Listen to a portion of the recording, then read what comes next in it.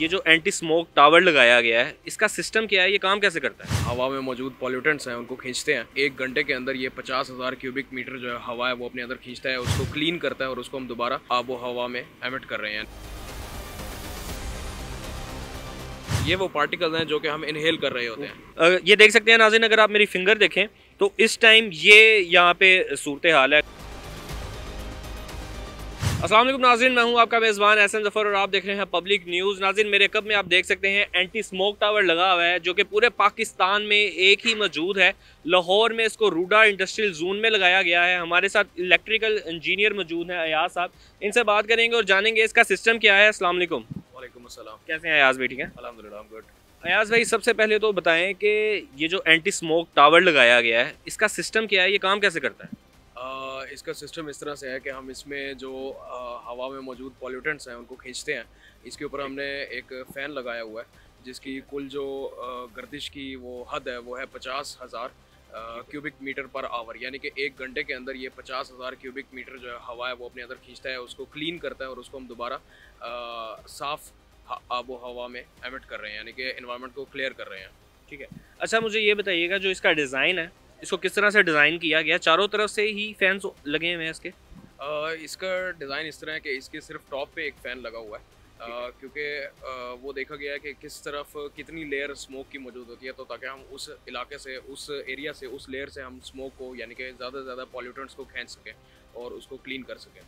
ठीक है। अच्छा, मुझे ये बताइएगा, ये इस टाइम लाहौर में अगर आप देखें स्मोक के जो क्वालिटी है, एयर क्वालिटी है, उसको मद्देनज़र रखते हुए कितने लग सकते हैं कि लाहौर में एयर क्लीन हो जाए? देखें, अभी तक तो हमने जो इसको यहाँ पे टेस्ट किया है वो उसके रिज़ल्ट्स काफ़ी प्रॉमिसिंग हैं, तो डेफिनेटली हम ये चाहेंगे कि हम इसको गवर्नमेंट लेवल पे और उनके ताउन से हम इसको पब्लिक एरियाज़, पार्क्स, हॉस्पिटल्स, इस तरह के जो स्कूल्स, कॉलेजेस हैं वहाँ पे हम ताकि इसको लगा सकें और ज़्यादा से ज़्यादा जो आवाम है, पब्लिक है, उसको क्लीन एयर सप्लाई मिल सके। ठीक है। अच्छा, मुझे ये बताइएगा जो इसकी रेज़ हैं, जो इसकी शुआएँ हैं, उससे कोई नुकसान तो नहीं है, मतलब आम पब्लिक में या किसी को?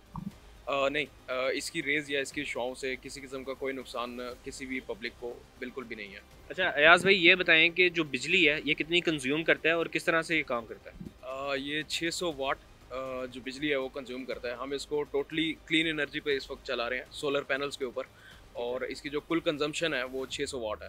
ठीक है। अच्छा, इधर की अगर एयर क्वालिटी की हम बात करें तो इस टाइम पे यहाँ पे क्या एयर क्वालिटी ये दे रहा है, ये अभी चल रहा है, तो क्या एयर क्वालिटी आ रही है, उस हवाले से बताइएगा। इस वक्त अपने हमारे जो अकब में या हमारे इर्द गिर्द जो एयर क्वालिटी है वो बाकी जितनी ये जो, क्योंकि रूडा का जो एरिया है यहाँ पे टोटल फैक्ट्री या इंडस्ट्रियल एरिया है, हमारे साथ स्टील की फैक्ट्रीज़ हैं, ये साथ ही हमारे गत्ते की फैक्ट्री है, तो यहाँ से कॉन्स्टेंटली बहुत ज़्यादा पॉल्यूटेंट्स जो हैं वो हवा में शामिल किए जा रहे हैं। तो राइट नाउ यहाँ पे स्मोक टावर होने की वजह से जो एयर है वो काफ़ी ज़्यादा क्लीन है। अगर आप इसको कैमरे की मदद से भी देख सकते हैं, और इसके अलावा यहाँ पे हमारे पास आलात हैं जिनके ज़रिए से हम पॉल्यूटेंट्स की मिकदार चेक करते हैं, तो उसमें भी काफ़ी रिजल्ट्स जो हैं वो प्रॉमिसिंग है।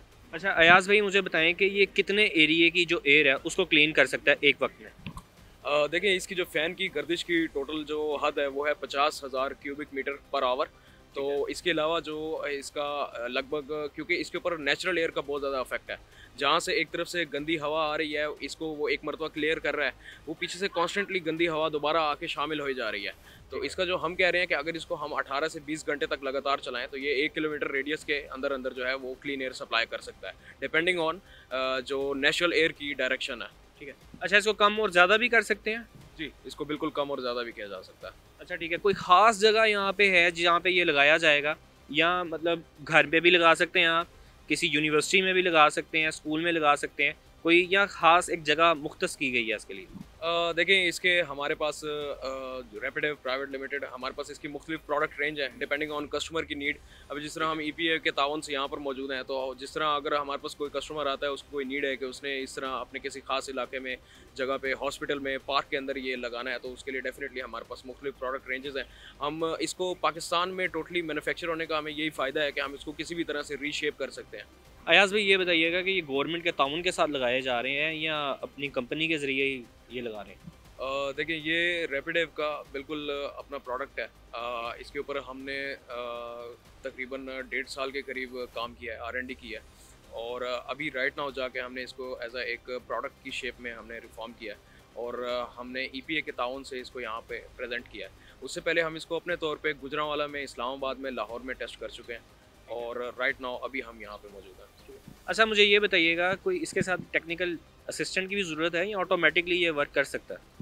डेफिनेटली इसके साथ किसी किस्म के टेक्निकल बंदे की ज़रूरत नहीं है अभी, क्योंकि ये अपने टेस्ट एंड ट्रायल बेसिस पे यहाँ पे मौजूद है। इस वजह से हमें यहाँ पे, क्योंकि एक सिक्योरिटी पर्पज़ का भी ध्यान रखना पड़ेगा, एक नई चीज़ है पब्लिक के सामने, तो अवेयरनेस और उन चीज़ों के हिसाब से राइट नाउ अभी हम यहाँ पे अवेलेबल हैं। जैसे ही इसको हम मुख्तलिफ या स्केल अप करते हैं इसको, तो उस वक्त डेफिनेटली किसी भी टेक्निकल बंदे की साथ होने की ज़रूरत नहीं है। ठीक है अयाज भाई, मुझे ये बताइएगा कि इसकी प्राइस क्या होगी? इसकी प्राइस के हवाले से ये है कि जो सेम यही चीज़ प्रोडक्ट जो है जो इंटरनेशनल मार्केट में अवेलेबल है, उससे ये 1/4 प्राइस में पाकिस्तान में अवेलेबल है, क्योंकि ये टोटली मैन्युफैक्चर्ड इन पाकिस्तान है। इसका हमें ये बहुत फ़ायदा है। ठीक है, लोकली असेंबल हुआ है। यस नाज़रीन, इस टाइम हम महमूद बूटी के इलाके में मौजूद है और यहाँ की अगर एयर इंडेक्स की बात की जाए तो तकरीबन वो 1500 के भी करीब गया है।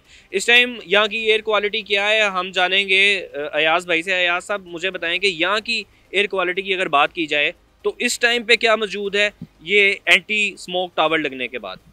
देखें, उससे पहले यहाँ पे मौजूद होती थी एयर क्वालिटी इंडेक्स लगभग 400 से 500 के करीब, और जैसे ही हमने यहाँ पे स्मोक टावर जो है अपना इक्विप किया है, तो राइट नाउ यहाँ पे अवेलेबल जो AQI है वो 270-300 के करीब है। और डेफिनेटली अगर मैं आपको यहाँ साथ साथ दिखाता चलूँ कि इस टावर के लगने के बाद हमारे पास क्या इफेक्ट मौजूद आता है, ये अगर आप यहाँ पे चेक करें तो ये वो पार्टिकल्स हैं जो कि हम इनहेल कर रहे होते हैं। मतलब ये तो अच्छा खासा, ये देख सकते हैं नाज़रीन, ये देख सकते हैं नाज़रीन, अगर आप मेरी फिंगर देखें तो इस टाइम ये यहाँ पे सूरत हाल है। अगर बात की जाए तो ये मैं अगर इसको रब कर रहा हूँ, अपनी फिंगर को रब कर रहा हूँ, तो तब भी मेरी फिंगर के हालात आप देख सकते हैं। जब तक आप इसको वॉश नहीं करूँगा तो ये नहीं जाएंगे। अच्छा अयाज भाई, मैं ये जानना चाहूँगा कि यहाँ पे इस टाइम पे हम कैसे जान सकते हैं कि एयर क्वालिटी इस टाइम पे क्या है?